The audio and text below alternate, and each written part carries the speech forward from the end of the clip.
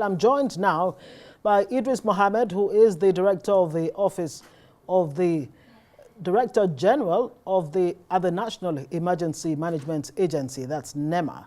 Also with me is the Director of Operational Hydrology at Nigeria's Hydrological Services Agency, Femi. Bejide. Thank you, both of you, gentlemen. I mean, no better persons to give us a true, picture of what is happening, not just in Maiduguri, but across the country, the areas where, flooding, are likely to impact more seriously. Let me start with you. NEMA, I want to, or maybe Hydrological Services, you put out the warnings, right? And you tell the federal government, the state governments, communities, individuals, that they have to relocate because of the, flooding that they are prone to. Let's start with that first off. And what is impacting this, trend, climate change and all of that? Yes, thank you for having me. What we're experiencing for Nigeria Hydrological Services Agency, NISA, it's our responsibility to issue forecast alerts to the nation when the need arises. And about 2 weeks ago, we issued a national red flood alerts to the nations and to the state governments. But apart from that, every year, by the end of February or latest by March, we also we roll out one of our products that is called AFO, Annual Flood Outlook. That this year, this is how the flood scenario will look like. And thank God for my brother here. NEMA picks it up for their own preparedness and things like that.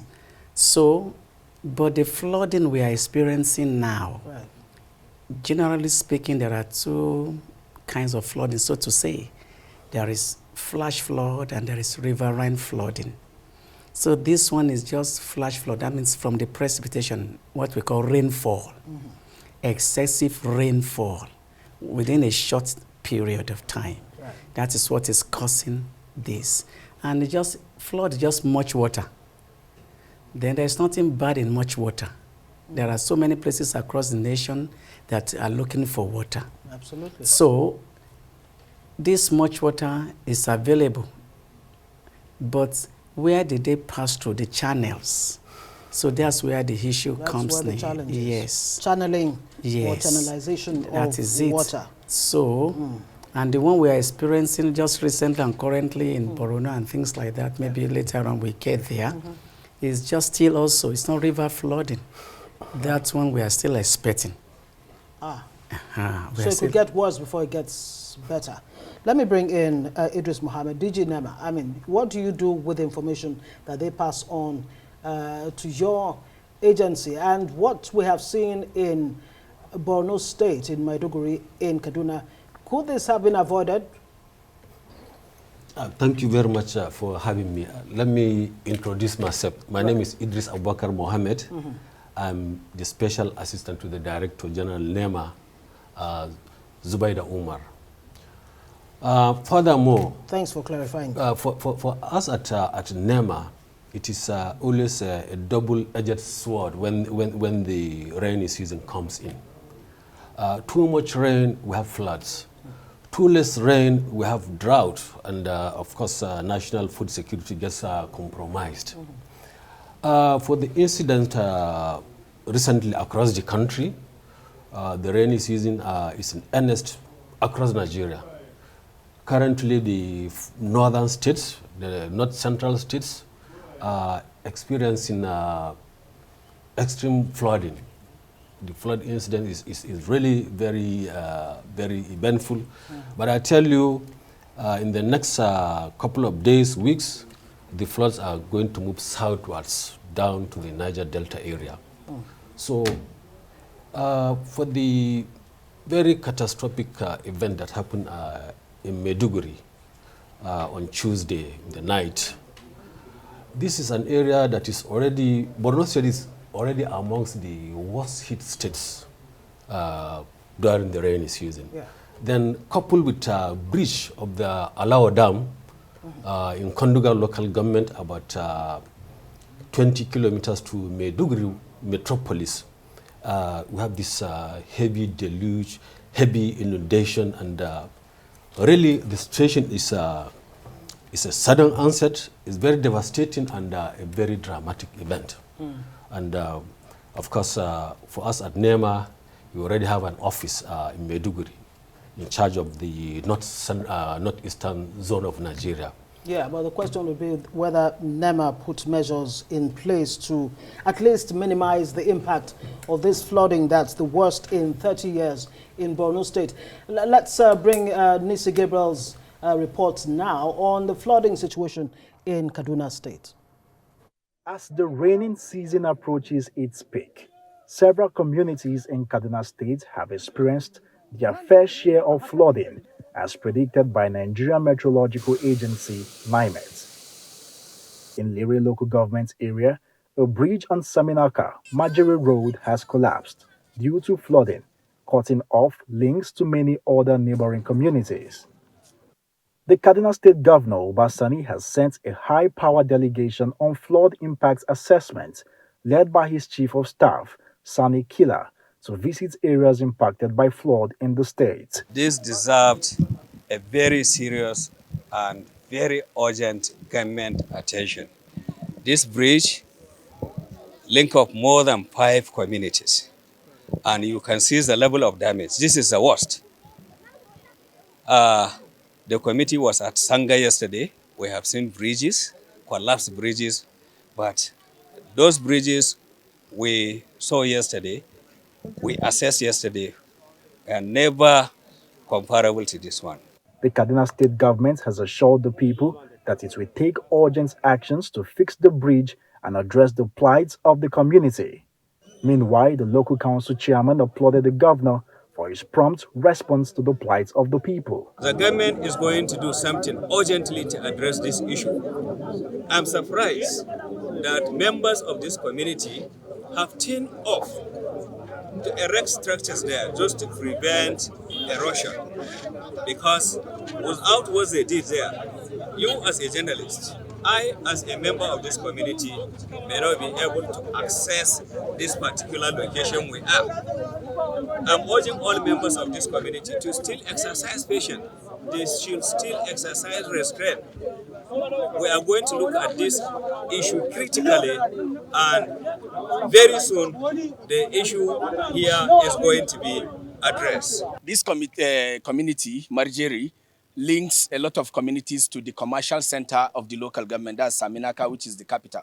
Now, it is very important. The road itself is very important. So the collapse of this bridge is like you excommunicate so many communities from accessing the center. And Lere local government is an agrarian community. We are proud to say that if given the needed support, we can feed the entire Africa, because we are the largest producers of grains, cereal crops in sub-Saharan Africa. So we really appreciate His Excellency. We appreciate this team. This is one of it. We still have more of this kind of disaster in Lere local government. After concluding its work, the Flood Impacts Assessment Committee, set up by the state, is expected to make recommendations to Governor Obasani. The flooding in Kaduna State is attributed to inadequate drainage systems, refuse dumps, and unauthorized buildings on waterways. In response, the Kaduna State government is seeking federal assistance to address these problems and provide aid to the people. Nisi Gabriel, Arise News, Kaduna. Thanks, Nisi, for that report. Gentlemen, every year we're here to talk about the same thing, and it keeps getting worse from year to year. You have this grin on your faces like, look, we know what the problems are, but there seems not to be the political will by the appropriate authorities to address these issues frontally. Is that where the problem lies? I mean, you were talking about, improper channeling or channelization of water as a major factor here. Yeah. What needs to be done urgently so that we're not still talking about this next year? Yes. When it comes to the issue of flooding, I think it's time for the ordinary Nigerians to understand first and foremost, the geographical position of Nigeria. Right. Because when you are talking about flooding, like I was saying now, in the sister station, AIT, taking Kebbi State, for example. Kebbi State, whether you like it or not, will be flooded. Why? Because it's on a plain ground. There is no slope. So when the rain is much, it doesn't flow, it goes down. And when the ground is saturated, just like a foam, and the water is much, it cannot contain anymore. So it begins to stay on top of the surface of the ground. And the more the rain comes, the more the water is not flowing because it's on a plain ground. That is an example. Let me take another classical example in FCT here. Trade Mall. We keep on flooding every year. Why? It's on the plains, flood plain. All those buildings are there. The water has to pass. So the other is island. So you have to pass through that plain to channel to go down. So it will be flooded. You don't need any soil. So in other words, the solution, a long-term solution, don't build in flood plains. On flood plains. Yes, not only here, all over the country. Right. And we do that. We do flood vulnerability mapping. We also give it out. Now, bridge has collapsed, and bridges will still collapse. Why? Because when they are constructing those bridges, they come to NISA to obtain hydrological data that will tell you the groundwater level, the retention of the soil. They didn't do that. Does the same apply in the case of the dam, like the Alao Dam, for example? Yes, the Alao Dam, what happens there, people have to understand, there is this Mandara Hills up to Cameroon. Then the precipitation, the rainfall was so much, and it's coming heavily downwards, the gradient. Even passing through Sambisa forest. The Sambisa forest also even help a little because it slowed down the water. Then by the time it gets to the Alao Dam is just a small dam. Okay, so NEMA, how prepared are you for situations like this, whether it is force majeure, whether it's man-made, or natural disasters? How prepared are you? And in the case of Maiduguri, what kind of mitigations have you put in place so far? Thank you very much. For us at NEMA, our preparedness starts by dissemination of early warning, downscaling them to all communities at risk in every state of the Federation, in every local government. That one we have done beginning of the rainy season. Like my brother said, incidences of floods, they do happen across the world. And I tell you, a lot of efforts are being done. Some times ago here in the FCT, around Kuba area, there was a major flood disaster incident. A tributary to the Ribagwagwa expanded in the banks, and a lot of houses were lost. I was there together with the community leader and then the FCT Femi. And one of the community leaders is telling us, in the past 50 years, they have not seen this kind of flood disaster incidents. I pulled the hand of the FCT Femi officer, and I told him that not 50 years ago, even 5 years ago, people have not built houses down to the banks of the river. Is that part of what you found out in the case of Maiduguri? Because we're concerned about the situation in Maiduguri. It's an accident. This is a dam, a reservoir that there's a structural incident. The water resource people are in a better position to explain that. But we've been told by the state government that the dam did not break its banks. So that huge volume of water, of course, is from Alao Dam, and coupled with the heavy rainfall that has been ongoing. So for us at NEMA, our intervention starts from search and rescue operations, deploying people to rescue people that are marooned, people that are trapped in their homes, bringing them out. How is it going on in Maiduguri? As I'm talking to you, search and rescue operation is ongoing 24 hours.